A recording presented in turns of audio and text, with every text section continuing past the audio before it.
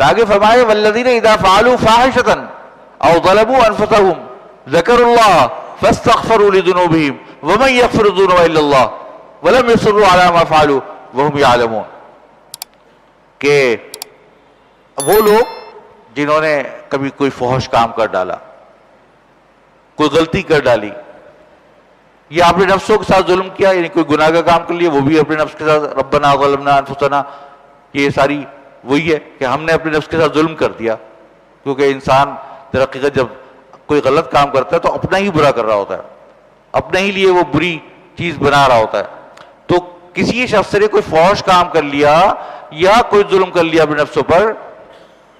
اور اس کے بعد اس کو اللہ تعالیٰ کی یاد آ گئی، یا اللہ میں نے کیا کر ڈالا، تو پھر اس نے اللہ تعالیٰ سے استغفار کیا، اور استغفار کرنے کے بعد اس نے اس پر اصرار نہیں کیا، تو پھر اللہ تعالیٰ فرماتے کون ہے وہ ذات جو اس کو گناہوں کو معاف کرے گی سوائے اللہ تعالیٰ کے، کیونکہ اسے پتا ہے کہ اللہ ہی تعالیٰ معاف کریں گے۔ تو اس کا مطلب کیا ہوا کہ انسان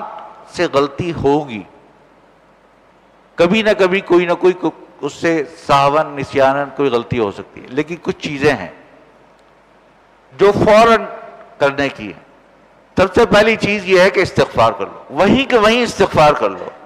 اللہ تعالیٰ سے توبہ کر لو، کیونکہ حدیث میں آتا ہے، قرآن پاک میں جگہ جگہ آتا ہے کہ ایک مرتبہ شیطان نے کہا کہ جب اس کو جنت سے نکالا جا رہا تھا، آسمان سے نکالا جا رہا تھا، تو کہنے لگا کہ میں آپ کے جو بندے ہیں ان کے اوپر مستقل ان کے اوپر حملے کرتا رہوں گا، اور کبھی سامنے سے آؤں گا، کبھی پیچھے سے آؤں گا، کبھی اوپر سے آؤں گا، کبھی نیچے سے آؤں گا، اور ان کے اوپر حملے کرتا رہوں گا۔ تو اللہ تعالیٰ نے فرمایا کہ میری ذات کی قسم، میری عزت کی قسم، میں بھی ان کو معاف کرتا رہوں گا جب تک وہ مجھ سے معافی مانگتے رہیں گے۔ ایک حدیث میں آتا ہے کہ اللہ تعالیٰ فرماتے ہیں کہ ایک میرا بندہ ہے، اس نے کوئی غلطی کی،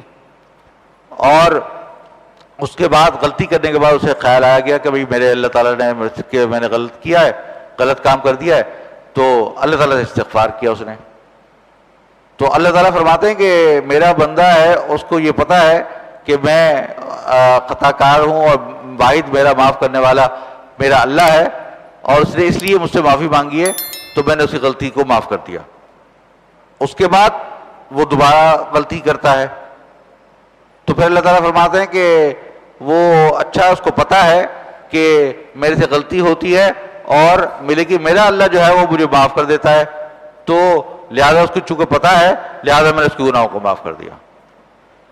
پھر اس نے غلطی کی،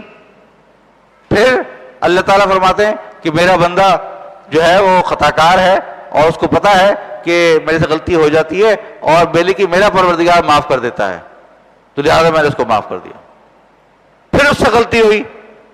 تو پھر یہ اللہ تعالیٰ نے فرمایا کہ میرا بندہ ہے، اس سے غلطی ہو جاتی ہے، خطا کار ہے، اور اس کو یہ بھی بتایا کہ میں معاف کر دیتا ہوں، لہذا میں نے اس کو معاف کر دیا، اور آئندہ اب جو چاہے وہ کرتا پھرے، ہمیشہ کے لیے معاف کر دیا۔ اللہ اکبر، حدیث ہے، صحیح حدیث ہے۔ اور ایک یہ جو فرمایا گیا نا کہ وَلَمْ يُصِرُّوا عَلَىٰ مَا فَعَلُوا، اصرار نہیں کیا، انہوں نے ڈٹائی نہیں کی جو گناہ کر رہے ہیں۔ یہ فرمایا نا کہ غلطی کر بیٹھے لیکن ڈٹائی نہیں کی، اصرار نہیں کیا۔ اصرار کرنے کا کیا مطلب ہے؟ اصرار کرنے کا مطلب یہ ہے کہ مغفرت نہ کرے، استغفار نہ کرے، گناہ کرتا جائے، ندامت نہ ہو، اور مستقل اس کے اندر اس کے اوپر غفلت ہو، اور اللہ تعالیٰ کی طرف رجوع نہ ہو۔ لیکن اللہ تعالیٰ اگر فوراً بندہ رجوع کر لے، حدیث میں آتا ہے اگر ایک دن میں 70 مرتبہ بھی گناہ کرے اور ہر مرتبہ اللہ تعالیٰ سے معافی مانگے، اللہ تعالیٰ ہر دفعہ معاف کر دیں گے۔ ما اصر من استغفر، کہ جو استغفار کرتا ہے وہ گناہوں پہ مصر نہیں ہے، سرٹیفکیٹ دے دیا حضور پاک صلی اللہ علیہ وسلم نے۔ ولم یصروا کا مطلب یہ ہے استغفار کر لیا، اصرار ختم۔ سبحان اللہ، کتنی بڑی بات ہے، موت تک ہمارے لیے کتنی بڑی بات ہے کہ اللہ تعالیٰ ہمارے گناہوں کو استغفار کے بعد فوراً معاف کر دیتا ہے۔ لیکن شرط یہ ہے کہ